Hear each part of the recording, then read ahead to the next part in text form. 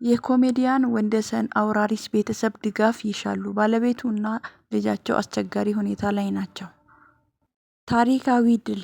ዩቲናስ (ሀያት ናስር) በአይኮኒክ አዋርድ ኢስት አፍሪካ አሸናፊነት ኢትዮጵያን ወከለች።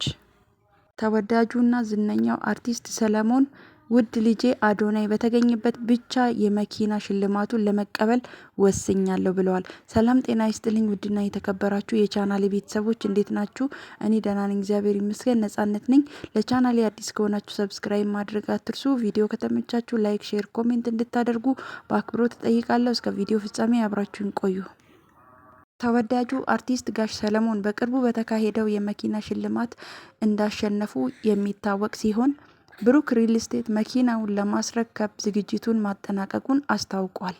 አርቲስቱም ሽልማቱን እውን እንዲሆን ላደረጉት ለሁሉም ኢትዮጵያውያን እና ኤርትራውያን ታላቅ ምስጋና አቅርበዋል። ይህ ሁሉ እንዲሳካ ላደረጋችሁ ውድ ኢትዮጵያውያን እና ኤርትራውያን ፈጣሪ ይስጥልኝ ብለዋል። ነገር ግን ጋሽ ሰለሞን ከሽልማት አሰጣጡ ሂደት ጋር በተያያዘ አንድ ልብ የሚነካ ውሳኔ አስተላልፏል። እኔ ግን የዚህ ነገር ትልቅ ጀማሪና ጠንሳሽ ውድ ልጄ አዶናይ በተገኘበት ብቻ የመኪናውን ሽልማት ለመቀበል ወስኛለሁ። በመጨረሻም አርቲስቱ እግዚአብሔር ልጆቿንና ሕዝቦቿን ይባርክ በማለት መልካም ምኞታቸውን ገልጸዋል። ታሪካዊ ድል! ዩቲናስ (ሀያት ናስር) በአይኮኒክ አዋርድ ኢስት አፍሪካን አሸናፊነት ኢትዮጵያን ወከለች። በጣም ደስ የሚል ዜና!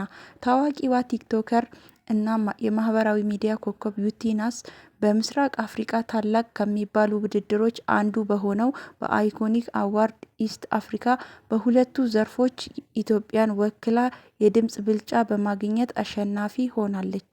በዚህ ታሪክ ሰርታለች። የተሸለመችበት አንደኛው አይኮኒክ ኢንፍሉዌንሰር ኦፍ ዘ ይር፣ ሁለተኛ አይኮኒክ ኮንቴንት ክሬተር ኦፍ ዘ ይር በሚል አሸንፋለች። መላው ኢትዮጵያውያን እንኳን ደስ አላችሁ! ዩቲናስ በአፍሪካ ደረጃ ያለችውን ብቃትና ተሰጥኦ ዳግም አስመስክራለች። ዩቲናስ ስለ ድሉ ስትገልጽ ይህንን ውድድር በማሸነፌ እጅግ ትልቅ ደስ ብሎኛል። እኔ ሁሌም እቸኩላለሁ እንጂ አላህዬ ሁሌም ያስደስተኛል። ይህ የሷ ተጽዕኖ እና የይዘቷን ጥራት የሚያሳይ ነው። ዩቲናስ እንኳን ደስ አለሽ! ሁሌም የኢትዮጵያ ኩራት ነሽ። በርቺልን። ጉርሻ ፔጅ። ድሉ እንደቀጠለ ነው። ድምፃዊት ሃሌሉያ ተክለጻዲቅ ሁለተኛ ታሪካዊ ድል! ኢትዮጵያ በአይኮኒክ አዋርድስ ኢስት አፍሪካ ማስደመሟን ቀጥላለች። በአይኮኒክ አዋርድስ ኢስት አፍሪካን ኢትዮጵያውያን ተዋናዮች ድል ማድረጋቸውን ቀጥለዋል። ሌላኛው ታሪክ ደስታ ዜና አሸናፊዋ አርቲስት ድምፃዊት ሃሌሉያ ተክለጻዲቅ በድምቀት ስትናገር ከአይኮኒክ አዋርድስ አመሰግናለሁ፣ በጣም ደስ ብሎኛል። አይኮኒክ አዋርድስ ኢስት አፍሪካን በአይኮኒክ ሲንግል ሶንግ ኦፍ ዘ ይር የዓመቱ ምርጥ ነጠላ ዜማ ዘርፍ ማሸነፋችንን ስንገልጽ በታላቅ ደስታ ነው።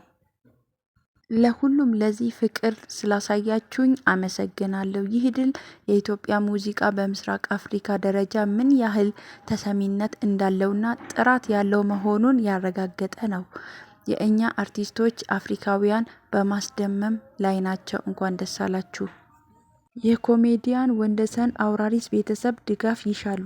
ባለቤቱና ልጃቸው አስቸጋሪ ሁኔታ ላይ ናቸው።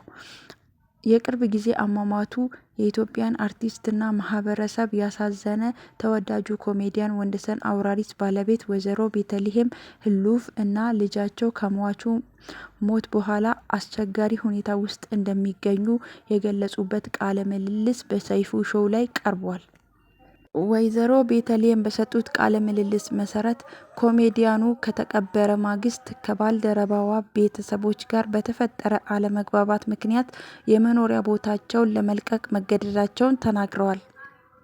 ሟቹ ኮሜዲያን ወንደሰን ይጠቀሙበት የነበረ ስልክ የቀብር ዕለት እንደተወሰደባቸውና ልጃቸውም ምንም አይነት ንብረት ትቶ ያለፈው ነገር እንደሌለ ገልጸዋል። እናትና ልጃቸው ለአሁኑ የሟቹ ጓደኛ ባዘጋጁላቸው ጊዜያዊ መጠለያ ውስጥ እንደሚገኙ ተገልጿል።